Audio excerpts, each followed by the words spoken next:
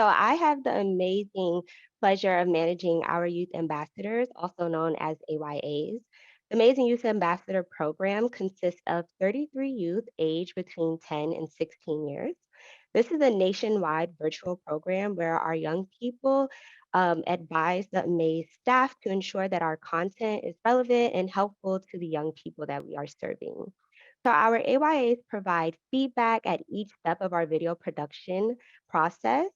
This includes giving us video topics, reviewing our video animatics and voiceovers. They watch the completed videos and just provide last minute feedback before it's released to the public. They also complete monthly surveys to provide feedback that we probably weren't able to get to during our monthly meetings. And essentially, if anyone on the May staff needs an opinion of a young person, we always know that we can go lean on our AYAs. But we know that we don't want to just take from our youth all the time. We also want to give back to them. So, in addition to serving as youth advisors, our youth in the AYA program are also trained to speak on youth panels, which you will see a video of in a bit, and then also participate in interviews. They appear as guest speakers on podcasts, and they're able to write op-eds for well-known media outlets.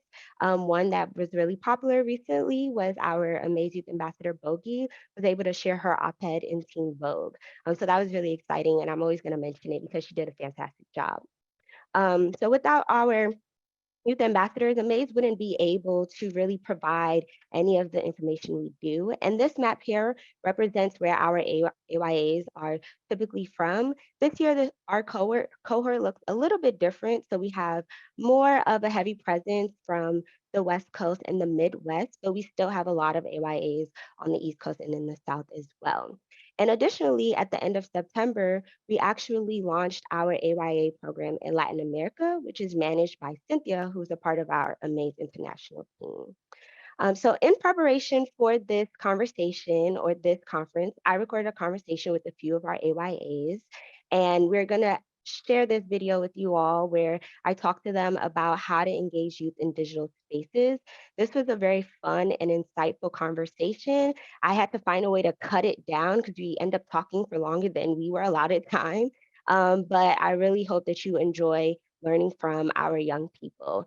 So as you watch the video, please feel free to leave any comments, um, share reactions in real time in the chat, and then there'll be a portion for us to talk about it. So we are going to get into our first question of the night. What are the best ways to engage youth online? Who as a youth who's constantly using social media for work, schoolwork, and just personal use. I think the best way to reach youth online is with the use of influencers because kids or teens, they're gonna listen to the people that they think are their role models in a sense, or kids or people they can see themselves in. I completely agree. And I think adding on to that, I know a lot of people who are attending Sex Ed Con are educators. And I think it's a really big thing for educators to really rely on that level of relatability, be relatable and be personable. And I think online that applies in the same way. So like kind of what Austin was saying. I agree with what Kayla and Austin said, and that level of just relating to your students is really going to open up a form of connection. And especially like, you don't have to, but sharing your personal experiences can also help open up that relatability, especially when from your, I guess, when you were younger, essentially. And if you don't have a connection, often the students are going to feel uncomfortable, as well as using correct terms. As we're entering this digital age, it's people's attention is something that you increasingly have to fight for, which is unfortunate. And one thing that means is that to keep people's attention, sometimes content needs to be shorter.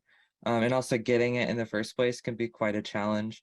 And one way to get the attention of youth is to somehow incorporate community. So like people, well, us actually, like Austin said, people that they already know, that they're familiar with, being able to vouch for something or someone they personally know is even better. Also, not just watching something, but engaging with it in a conversational manner, like for the youth to also be able to contribute to a conversation rather than just be listening.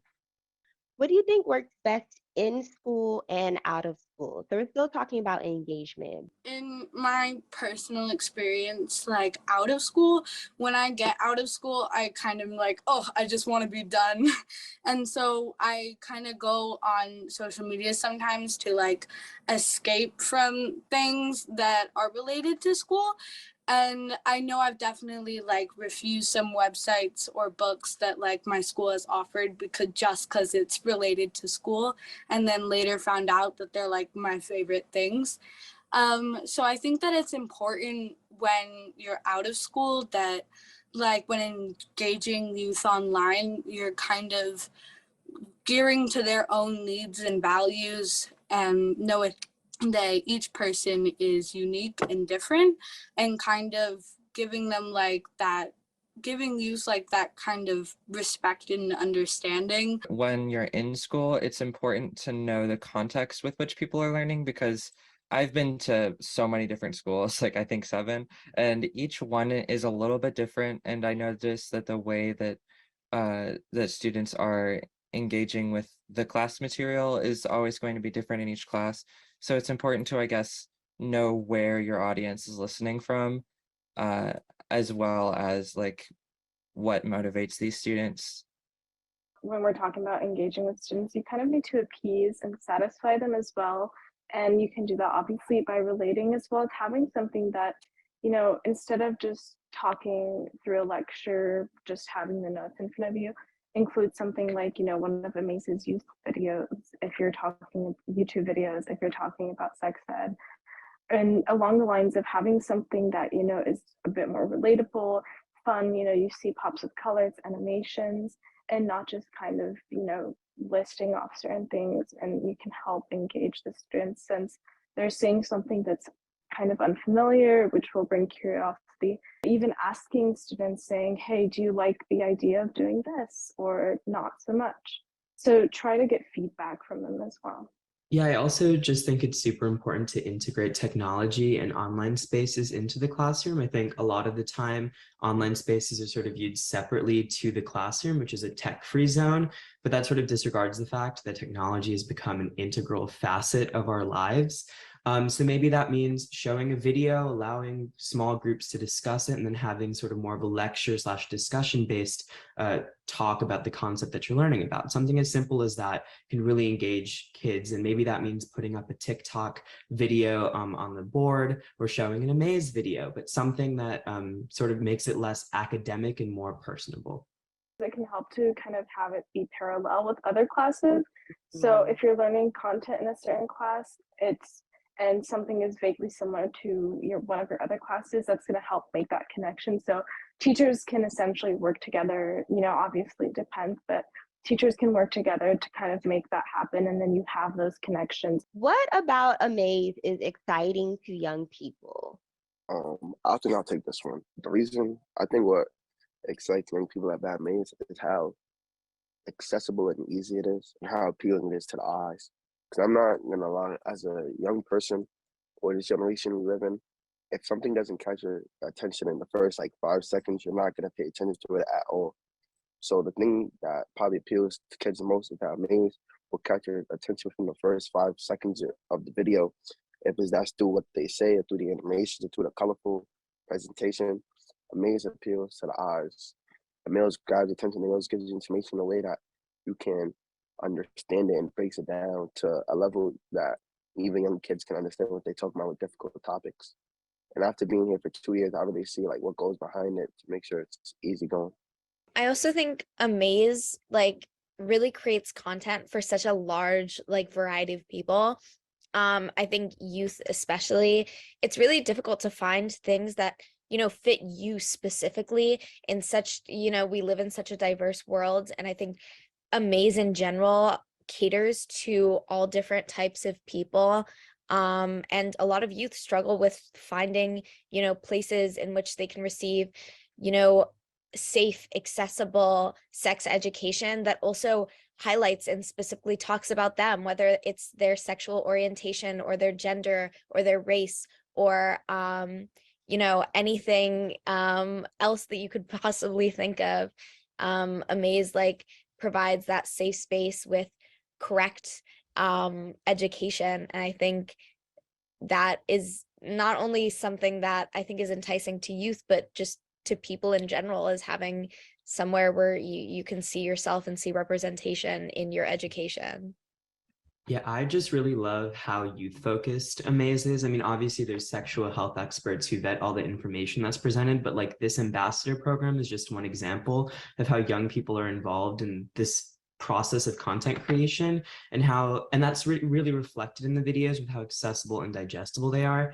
And also, to Kayla's point, just to reiterate, like a lot of this information is not taught in sexual health classrooms across the country. Some places have no sex ed, some places have sex ed that is focused solely on pregnancy prevention, heterosexual means of contraception, but AMAZE really breaks out of that box and creates content for a very diverse group of young people.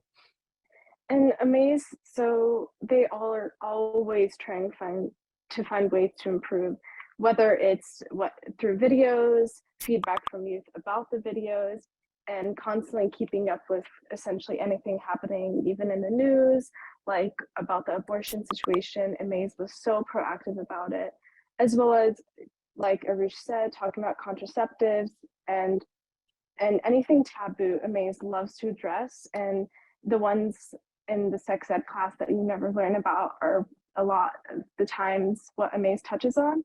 And it really helps, have that entire, I guess, spectrum of sex ed, have it covered and educate pretty much anyone who needs it or wants it.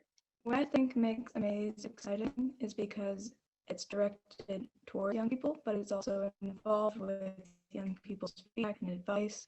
And yeah, I think it makes it a lot easier for young people to understand it. To be honest, the reason that I find AMAZE so compelling is because I'm quite frustrated with the lack of sex education in this country, both the traditional sex education and the more comprehensive and inclusive aspects of sex education that you all are teaching. And I feel like we are very much lacking and in need of expanding it more, which I'm very happy to be a part of, something that I feel like is very needed. Just it should just be a requirement for all schools. Thank you. You're frustrated. We're frustrated. That's why we're here. We all are frustrated. What do teachers, maybe families, caregivers, youth serving adults, basically all adults, who are all people who are not youth, need to know about young people in the digital world? So youth are going to make mistakes regardless of, and everyone makes mistakes. And sometimes, yes, they're going to be pretty bad. And it can be on social media, it can be digital or not. And they need to understand that, this is going to happen, and there's not really a way you can prevent it, because mistakes are mistakes, and you learn from them. Just think about it for a little bit and don't go on a tangent on a student. And it's just very important that you stay calm. It's just better to have that understanding and even essentially relate to them and be like, it's okay, like, everyone makes mistakes, but you hope to learn from that mistake and make sure that you don't make them feel like what they did is the worst thing. For a lot of people that are kind of outside of youth and haven't really grown up with the internet in the way that a lot of us have, it's kind of hard to understand how, digitally, when so much of us engage in social media usage in the digital world, when we're isolated, for a lot of us, it's really about connection. And I think it's really important to build on that connection and use that as an opportunity to educate. I think AMAZE is like one of the best examples of creating connection and utilizing that connection between people, and utilizing that to help learn and grow is a really beautiful thing. And I think something that a lot of people don't really think about, because we're always like so focused on how teenagers are buried in their phones. The youth will be able to find answers to questions that they have all over the internet, and whether that's accurate information or safe information you don't know. So I think that it's important to take that into consideration and basically kind of see how you can help them and answer their questions and provide them safe resources like AMAZE so that they don't get sucked into some bad places. Amazing. I know we always say amazing, but that was a really great answer. I agree with adults, specifically educators, trying to relate to the teens and youth. But also, I think that educators need to take a more casual and more normalizing tone with educating, because sometimes they try really hard to relate to the youth, which sort of goes in the opposite direction. And I think a more casual tone really makes people more willing to learn and listen to educators. What are some upcoming AMAZE projects that you all are excited about? So this isn't so much of an upcoming project, or it's kind of more of like a current. But Amaze's new video that dropped, I think like October 9th or something like that, was on healthy relationships. And I think that was really exciting, super like I was waiting for that drop. And I think the representation for domestic violence is really prevalent, and I thought it was a really great thing. And also AMAZE Sex Ed Con last year, I got to be on a panel when I actually attended the event. Since this is being filmed ahead of time, I guess that counts as up and coming. So I'm really excited for AMAZE Sex Ed Con. It's amazing and super fun. Last year, AMAZE went live on Instagram and hosted a short little panel with people in the comments ask questions to the audience. And I think that's just an exciting adventure because you really get to appeal to so many different people and reach out to so many different people. Because honestly, we all know different people in different groups, diaspora, demographics of people. So when you combine all of us in like one live and really get to hear from so many amazing young minds, you really get to see the information that Maze gives out, and you really get to reach out to some people because you tell one person tells another person, and that change just continues. Definitely something that we are going to have in the future. There is a video about endometriosis in the works, and it addresses different like uterine diseases that people born female can have. And so that's something that I'm really looking forward to because not a lot of people know about it, and it's actually very common. And so that's in the works. So we can put that under the up and coming category. I'm new to AMAZE this year, and so I'm just excited to contribute to the new projects, whatever they may be, in any way that I can. So, yeah. So you already have in many ways. So the last question to wrap it all up is, how do you hope your generation can change sex ed? So our generation, we have a lot of information that we can receive as well as give. And that's really gonna be beneficial, as well as we have so much knowledge, especially in the AMAZE Youth Ambassadors, and we all have such a good opportunity to speak about it, as well as just having, those group of friends and just being surrounded by as many people and having social media specifically. It's so nice to spread messages with it. And I mean, I've been a part of AMAZE for 4 years now, and I've gotten to do amazing things like publish an article in Teen Vogue. And Teen Vogue is like one of the biggest teen magazines probably in the world. And you're really pushing out information with things like that. And, getting an opportunity to share it with friends who are going to share amongst that through social media, which really helps benefit and spread that message of why sex is so important and why we need that accurate information that AMAZE also is striving to provide. I think there's something our generation really does have is the ability to listen and listen to each other. Like we're a generation where one, we're not afraid to talk and speak our minds. Like that's just going to be a recurrent theme. Like if we see something we're against, we're going to talk against it, regardless if people are willing to hear or not. They're going to hear.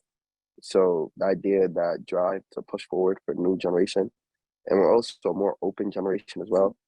Like we still got a long way to go. By no means are we there yet, but we've made a lot of progression in recent years.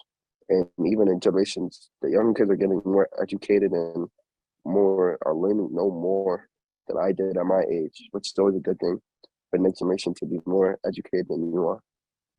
I just hope our generation makes these conversations more casual. I mean, AMAZE is super revolutionary, but I hope in 15 or like 20 years, it's not revolutionary. It's just the norm. It's because these conversations are happening frequently enough for, sex ed, topics about talking about relationships, body issues can all be normal conversations we have rather than stuff that should be taught or lectured in a classroom. I just really wanted to highlight, fingers crossed, but I'm really hoping that this generation is the generation to abolish this heteronormative sex education agenda. Like, please, we need some more representation, and it is so integral. We live in a world where information is abundant, which has its flaws, but the good aspect of that is that it's really easy to find other perspectives. So like Kayla said about the heteronormative way that this has traditionally been taught, it's much easier to incorporate new perspectives in this day and age because,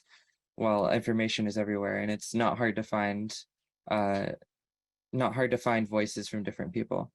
I kind of hope in the near future that our generation can just normalize sex education and take out the taboo of it all and kind of just gear away from like just celibacy and abstinence and more towards understanding of your own body and other people's bodies and your identity, and just sort of make sex normal.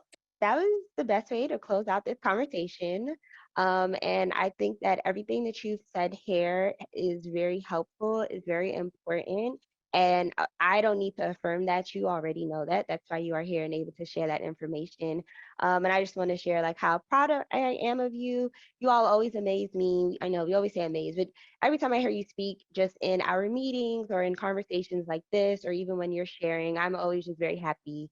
And it reminds me of the why I do this work. So yes, the hearts. I'm to this one. I'm gonna stick to what I know, but I could change. I could change. So once again, we appreciate you all for listening to our conversation. I'm glad you were able to meet just a few out of the rest of our amazing youth ambassadors.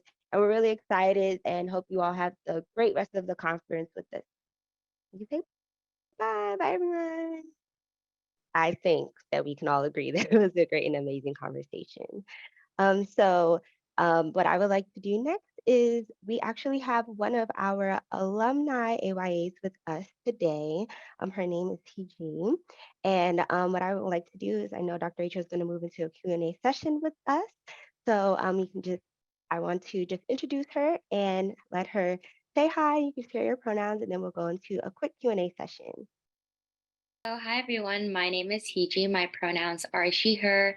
I'm from California and I was a Youth AMAZE ambassador for 2020 to 2021. And being a Youth AMAZE ambassador is really just as Victoria described. It's just a platform that amplifies young voices on how the youth should be educated on sexual health. And I think the most memorable moment as an AMAZE Youth Ambassador was definitely just being able to guide the production of YouTube videos and also being able to make my own content through AMAZE's TikTok account. Thank you so much. Awesome. Welcome, Hiji. We're so glad to have you. So we have some great questions from participants in the chat today. So one of the first questions is, what is your advice for getting young people to watch AMAZE videos? And how did you come across AMAZE? So I'll tackle the second part first. So I actually came across AMAZE through my own health teacher. We watched a video on consent that was made by AMAZE, and that's what really got me into this program. For getting other people to look at AMAZE videos, I tell them to have more of an open mind to sex ed content and give them some background that Amaze really is trying to talk to young people in a language that they understand. And honestly, Amaze has all sorts of sex ed topics like periods, unhealthy relationships, LGBTQ topics. So sending a really specific video that really applies to the specific person can make them view Amaze as the really inclusive sex ed resource that it is. Thank you. The next question is, what do you think is the best way to engage young people in activism, leadership, and education if they don't know about AMAZE otherwise? I think just sharing and pushing youth to engage in these kinds of opportunities. Like my health teacher, she just sent out an email to all of our students about this opportunity to be a youth AMAZE ambassador. And our school just has a lot of flyers on social justice leadership opportunities. And or just even going to conferences like this, it really gives young people a chance to take the lead in social justice causes. And I think that's really the best way to engage young people, to show them that there are resources like this out there. Thank you. So we put the link to About Youth Ambassadors in the chat, and we'll share that with you after the conference as well. But maybe there's a lot of questions, Victoria, about how the Youth Ambassador program, Youth Ambassadors are selected and the kind of what you're looking for. So maybe you can just go into a little detail about that. That'd be helpful for folks. Sure thing. So typically we do around the end of the school semester, so like the end of like spring semester, what we do is just send out an open call online. It's a nationwide open call to all of our partners, educators, parents. We also have our youth ambassadors share this information, and it's an application that people have basically all of the summer to fill out. And then once they filled out the application, they can also sign up for an info session with us just to learn more about AMAZE before they go through the whole application process. This year, we actually had an online application and then we did group interviews. So that was really fun because we had some of our youth ambassadors who now are part of the cohort were able to like see each other. And because it is a group program, we wanted to make sure that they had that feeling coming in. And then once they are selected for the program, we actually start at the end of September and we'll go through June. So kind of like the school year, and we meet about once or twice a month, depending on school schedules, and that's when they do majority of their work.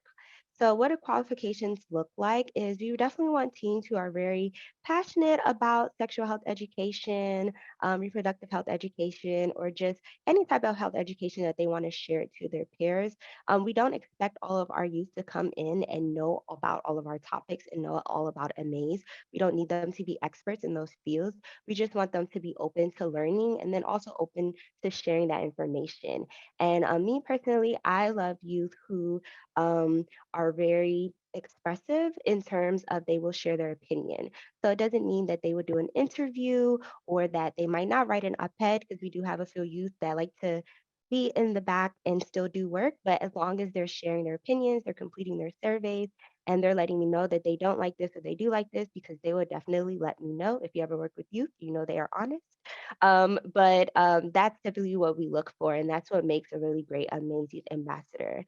And then, of course, our age range, we like to have youth between 10 and 16. So this year, we actually do have youth with it between that age range, even though I know in the video you see it's about 13 and 16.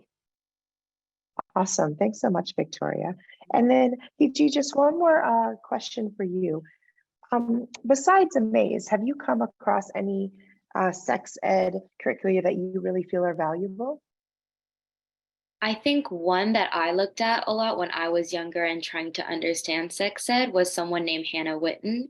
And she has like a YouTube playlist on her channel about sexual consent 101 and the type of like sex ed that isn't always talked about at school. And she kind of talks about it in a very comfortable setting, like she's just having a conversation with you as a bigger, like older sister. And I think that's like a really good curriculum to start with. Thank you so much. Thanks so much for being here tonight. And we so appreciate everything you shared and offered. And I know some of our other youth ambassadors might be here in the audience. Thank you all for sharing your offerings and your thoughts on the video. And Victoria, thank you so much for all the great work you do with our youth ambassadors every day. We really appreciate you. Thank you. And thank you, Hiji, once again. And I know were a few parents in the audience, so thank you again